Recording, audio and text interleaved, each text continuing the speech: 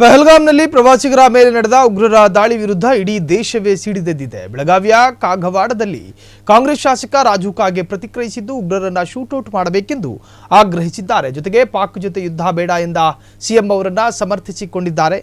ರಾಜು ಕಾಗೆ ಯಾರು ಈ ಉಗ್ರರ ಕಾಶ್ಮೀರದಲ್ಲಿ ನಡೆದಂತ ದಾಳಿಯನ್ನು ನಾನು ಅದು ವೈಯಕ್ತಿಕವಾಗಿ ನನ್ನ ಅನಿಸಿಕೆಯ ನಾನು ಖಂಡಿಸ್ತೀನಿ.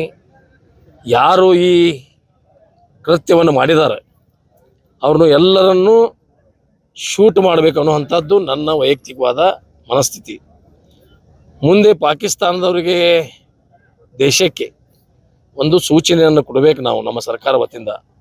ಇದೇ ಥರ ನಿಮ್ಮ ದಾಳಿಗಳನ್ನು ಮುಂದುವರೆದಿದ್ದಾದರೆ ನಾವು ಯುದ್ಧಕ್ಕೂ ಸಿದ್ಧರಿದ್ದೀವಿ. ಯುದ್ಧ ಮಾಡಿ ಅವರೆಲ್ಲ ಶರಣಾಗತ ಮಾಡಿ ಆ ಪಾಕಿಸ್ತಾನ ದೇಶನೇ ಇರಲಿಲ್ಲ ಅನ್ನೋದಂತೂ ನಮ್ಮ ಸೈನಿಕರು ನಮ್ಮ ಭಾರತ ದೇಶವರು ಮಾಡುವಂಥ ಆಗಬೇಕು ಅನ್ನೋದು ನನ್ನ ವೈಯಕ್ತಿಕವಾದಂಥ ವಿಚಾರ. ಇದು ಯಾರೇ ಇರಲಿ ದುಷ್ಕರ್ಮಿಗಳು ಈ ಕೃತ್ಯಗಳನ್ನು ಭಾಳ ಹೀನಾಯವಾದ ನಾನುವಾಗಿ ಖಂಡಿಸ್ತೀನಿ. ಇದು ಸರಿಯಾದ ವ್ಯವಸ್ಥೆ ಅಲ್ಲ.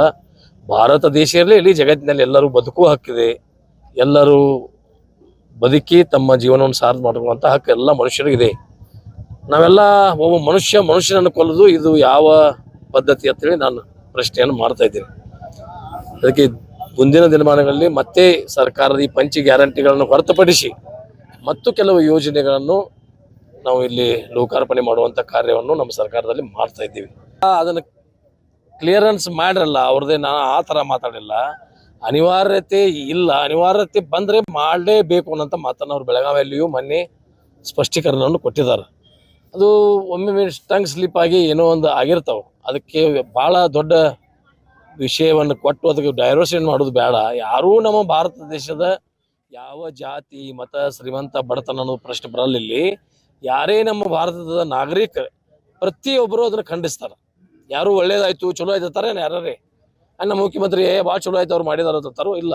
ಈ ನಮ್ಮ ಮನೆ ಅಂತ ನನ್ನ ಮಗ ಇದ್ದಿದ್ದಾರೆ ನಾವು ಅದನ್ನು ಖಂಡಿಸಿದ್ದೀವಿ. ನಮ್ಮ ಕುಟುಂಬದ ಸದಸ್ಯರವರು ನಾವೆಲ್ಲ ಭಾರತ ದೇಶದ ಜನ ಅಂದ್ರೆ ನೀವು ನಮ್ಮ ಅಂತಮ್ರ. ನೀವು ಪ್ರೆಸ್ದವ್ರು ಅಂದ್ರೆ ಏನು ಬೇರೆ ಲಂಡನ್ನಿಂದ ಬಂದಿರಿ. ನೀವು ಭಾರತ ದೇಶದ ನಮ್ಮ ಅಂತಮ್ರ. ನಿಮಗೂ ಏನ್ರ ಆದ್ರೆ ಅದನ್ನು ನಾವು ಖಂಡನೆ ಮಾಡುವ ಹೋರಾಟ ಮಾಡಬೇಕು. ನೀವು ಬದುಕಬೇಕು, ನಾವು ಬದುಕಬೇಕು. ಈ ಭಾರತ ದೇಶದ ಪ್ರತಿಯೊಬ್ಬರು ಪ್ರಜಾ ಬದುಕಬೇಕು ಅನ್ನೋಂತೆ ಈ ರಾಜಕಾರಣಿಗಳ ವ್ಯವಸ್ಥೆಗಳು. ಇನ್ನು ಯುದ್ಧದಿಂದ ನಮ್ಗೆ ಭಾಳ ಲಾಸ್ ಆತೀವಿ, ನಮ್ಗೆ ಹಾನಿ ಆತೈತಿ ಅಂತ ಮತ್ತೆ ಇನ್ನೊಂದು 10,000 ಮಂದಿನ ಕೊಂದ್ರೆ ನಾವು ಸುಮ್ಮಿರ್ಲಕ್ಕಾಗೈತಿ. ಅದನ್ನೆಲ್ಲ ನೋಡ್ಲಿಕ್ಕಾಗೋದಿಲ್ಲ.